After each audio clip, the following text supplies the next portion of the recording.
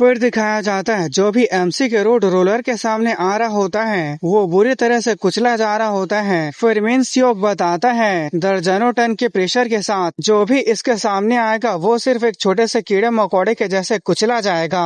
और मिन सियोक उन सभी ज़ॉम्बी के ऊपर ब्रूटली रोड रोलर चला रहा होता है और वो रोड रोलर को चलाते हुए पुल के आखिरी टूटे हुए हिस्से तक पहुंच जाता है। और मिन सियोक को इतना रूथलेसली मारता देख हैरी और उसके साथ के सोल्जर भी काफी हैरान हो जाते हैं। फिर उसके बाद मिन सियोक रोड रोलर को चलाते हुए उन ज़ॉम्बी को ब्रिज के टूटे हुए हिस्से तक ले जाता है और उन्हें रोड रोलर से धकेल देता है जिससे जो भी बचे खुचे ज़ॉम्बी थे वो ब्रिज से गिर जाते हैं। फिर मिन सियोक को दिखाया जाता है जिसे ऐसा करने से कुछ खास फर्क नहीं पड़ रहा था। फिर उसके बाद थोड़ी देर बाद का सीन दिखाया जाता है जहाँ पर बस के अंदर डेमी को दिखाया जाता है जो सोच रही होती है ये क्या बकवास है। फिर वो पहले की बातों को याद करने लगती है जहाँ वो अपने फादर से कह रही थी जरूरी नहीं है कि ये आप ही को करना है। फिर मिन सियोक कहता है और कोई नहीं है जो मेरे अलावा इसे कर सकता है, तुम्हें मेरे बारे में ज्यादा चिंता करने की जरूरत नहीं है। लेकिन क्या हो जब सोल्जर को आपके बारे में कुछ अजीब लगे तो? फिर मिन सियोक कहता है चिंता मत करो, मैं तो बस उन्हें सपोर्ट करने के लिए जा रहा हूँ। फिर उसके बाद प्रेजेंट टाइम में आवाज आता है कि कैप्टन चा हायरी की टीम वापिस आ गई है। फिर वो बगल में देखती है जहाँ पर मिन सियोक उसे हाय कह रहा था। उसे देखकर डेमी सोचने लगती है मैं उन्हें नहीं दिखाऊंगी कि मैं उनके बारे में चिंता कर रही थी। फिर तभी उसकी नजर रोड रोलर के तरफ पड़ती है जिसे देखकर वो कुछ भी समझ नहीं पाती। फिर उसके बाद हायरी कहती है सभी लोग पीछे हटो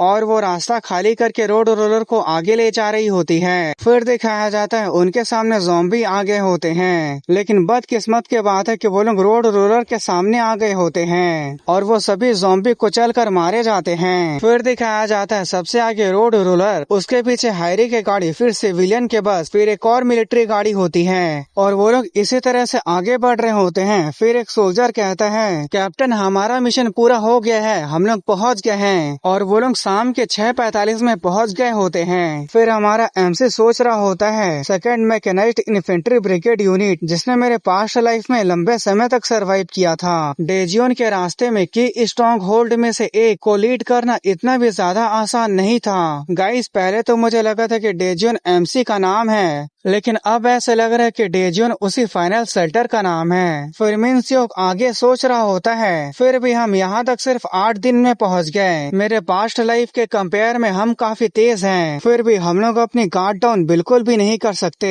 मैं बिल्कुल भी कोई लापरवाही नहीं कर सकता सिर्फ ये सोच के कि मैं अभी काफी ज्यादा स्ट्रॉन्ग हो गया हूँ तो डेमी खतरे में पड़ सकती है। मुझे अपने पास्ट लाइफ के एक्सपीरियंस को यूज करना है और अपने रास्ते से बिल्कुल भी नहीं भटकना है। असली बैटल अब यहाँ से शुरू होगी। फिर रोड रोलर के ऊपर बैठा सोल्जर कहता है तुम सच में अमेजिंग हो, सच कहो तो इस मिशन में मुझे तुमसे ज्यादा उम्मीद नहीं थी लेकिन तुमने हम सभी को बचा लिया है तो अब मुझे बिल्कुल भी डर नहीं लग रहा है, हम तुम पे भरोसा कर सकते हैं। फिर मिन सियोक के बगल वाला सोल्जर कहता है क्या तुम कंस्ट्रक्शन का काम करते थे? फिर मिन सियोक कहता है नहीं, मैंने इसे सीखा है, जितना ज्यादा तुम्हारे पास स्किल होते हैं तुम उतना ही ज्यादा बेहतर होते हो। मुझे खुशी है कि हम इस जगह तक सेफली पहुंच गए। फिर उसके बाद मिन सियोक उतरते हुए कहता है हाँ शुक्रिया।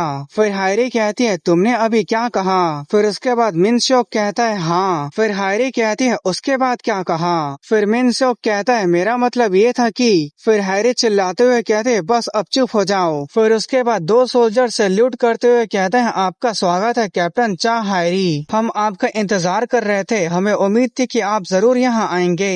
फिर उसके बाद बताया जाता है जिसने हेलमेट नहीं पहना होता है वो सेकंड मैकेनाइज्ड इन्फेंट्री ब्रिगेड के 1st बटालियन का कंपनी कमांडर होता है और इसका नाम सार्जेंट ली इनहुई होता है। फिर हायरी कहती है क्या तुम मुझे जानते हो? फिर उसके बाद सार्जेंट इनहुई कहता है हाँ हमें इन्फॉर्म कर दिया गया था, तुम्हारे स्किल के हिसाब से हमें बताया गया था कि तुम आज तक पहुँच जाओगी, ऐसे कर्नल चा ने कहा था। फिर हायरी कहती है क्या सच में कर्नल चा ने ऐसे कहा था? फिर सार्जेंट इनहुई कहता है कर्नल चा ने ये भी कहा था कि तुम एक सन की फीमेल सोल्जर हो जो किसी भी जगह पर हलचल मचा देती है। उसकी बातें सुनकर हैरी काफी गुस्सा होने लगती है और उसके पीछे खड़े सोल्जर हंस रहे होते हैं। फिर उसके बाद हैरी गुस्से से उन सोल्जर की तरफ देखती है और कहती है अभी वो कहाँ पर हैं? फिर सार्जेंट इनहुई कहता है वो अभी पीछे के गेट पर गए हैं। अचानक से वहाँ पर ज़ॉम्बी आ गए हैं, जिसकी बातें सुनकर हैरी हैरान हो जाती है। फिर वो कहती है क्या कर्नल चा उनसे खुद निपटने गए हैं? क्या उन्होंने कोई यूनिट ली थी? फिर सार्जेंट इनहुई कहता है नहीं। फिर हैरी कहती है अच्छा, मेरा मतलब था कि वो अब पहले की तरह जवान नहीं रहे, वो अब बूढ़े हो रहे हैं। फिर सार्जेंट इनहुई कहता है नहीं, इसकी कोई जरूरत नहीं है। और वो यहाँ पर भले ही इस्माइल कर रहा होता है पर वो थोड़ा परेशान भी होता है। फिर उसके बाद हैरी कहती है क्या कर्नल चा अकेले उन सभी ज़ॉम्बी से निपट सकते हैं? फिर उसके बाद ब्रिगेड के पीछे गेट का सीन दिखाया जाता है, जहाँ पर एक सोल्जर घड़ी को देखते हुए कहता है 35 मिनट 27 सेकेंड। कर्नल ये एक नया रिकॉर्ड है। फिर कर्नल कहता है अच्छा ऐसी बात है। फिर उसके बाद एक ज़ॉम्बी जमीन से टकराता है और उस ज़ॉम्बी की हालत खराब होती है और वहीं कर्नल चा इस्माइल कर रहा होता है। फिर कर्नल चा कहता है मैंने तुमसे कहा था एक दिन कुल्हाड़ी बंदूक को पीछे छोड़ देगी। तुम जानते हो ना, सड़े हुए मीट का टेस्ट बेहतर होता है। फिर दिखाया जाता है कर्नल चा अपने कुल्हाड़ी से उस ज़ॉम्बी के सिर को काट के अपने हाथों में पकड़ा होता है। फिर उसके बाद हमें इसके बारे में बताया जाता है कि एक फॉर्मल स्पेशल कॉप कमांडर है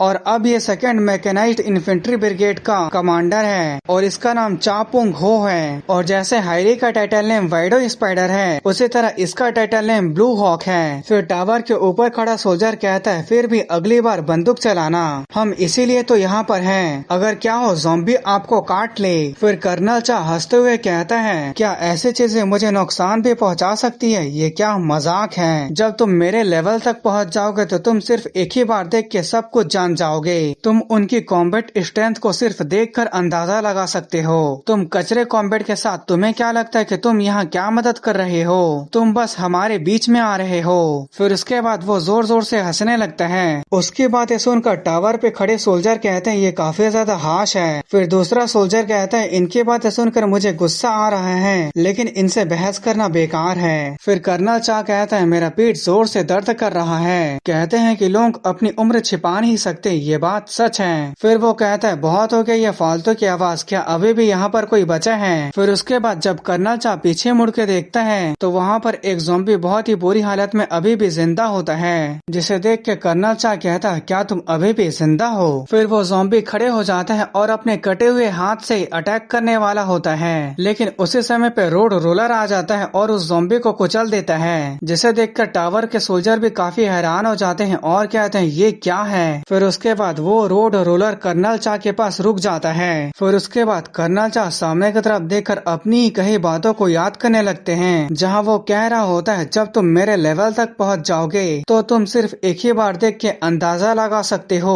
कि सामने वाला एग्जैक्टली कितना ज्यादा पावरफुल है और उसकी कॉम्बैट स्ट्रेंथ कितनी है। फिर उसके बाद मिन्स योक कहता है हेलो, मेरा नाम रियो मिन्स योक है और मैं यहाँ पर कैप्टन चा हैरी के साथ आया हूँ। यहाँ के सिचुएशन को सुनने के बाद मुझे ऐसे लगा कि मैं शायद आपकी कुछ मदद कर सकूं, पर वो उसके आगे कुछ और बोल पाता तभी कर्नल चा अपने कुल्हाड़ी से उसके ऊपर अटैक कर देते हैं और वो कुल्हाड़ी मिन्स योक के सीने से टकरा जाती है। फिर वो सोल्जर कहते हैं कर्नल आप ये क्या कर रहे हैं, ये सिविलियंस हैं। पर तभी वो सामने की तरफ देख के काफी हैरान हो जाता है। फिर वो कहता है क्या ऐसा हो भी सकता है? फिर दिखाया जाता है जब कर्नल ने दूसरी बार अटैक किया होता है तो मिन्स योक उसके कुल्हाड़ी को सिर्फ अपने खाली हाथों से पकड़ लेता है। फिर उसके बाद कर्नल कहता है जल्दी से अंदर जाओ और रेड लेवल के सिक्योरिटी अलर्ट को दबाओ, यहाँ पर एक बहुत ही खतरनाक मॉन्स्टर आ गया है। फिर उसके बाद मिन्स योक कहता है आपकी आंखें धोखा नहीं खा सकती कर्नल चापुंग हो। उसकी बातें सुनकर कर्नल हैरान होते हुए कहता है क्या?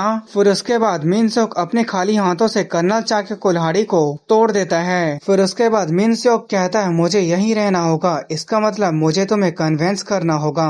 ऐसा लगता है कि अब सिर्फ बोलने से काम नहीं चलेगा, इसके बजाय मैं वो तरीका यूज करूंगा जो आपको भी सबसे ज्यादा पसंद है। उसके बाद सुनकर कर्नल चा भी स्माइल करने लगता है। फिर उसके बाद हमें मिन्स योक को दिखाया जाता है जो पूरे तरह से फाइटिंग करने के लिए तैयार होता है और कहता है मैं आपको दिखाऊंगा असल में मैं हूँ कौन। फिर वो सोचने लगता है अपने बॉडी के साथ दूसरों से बातचीत करना अब शुरू होता है, ये एक सुपर नेचुरल बीइंग का रूल है।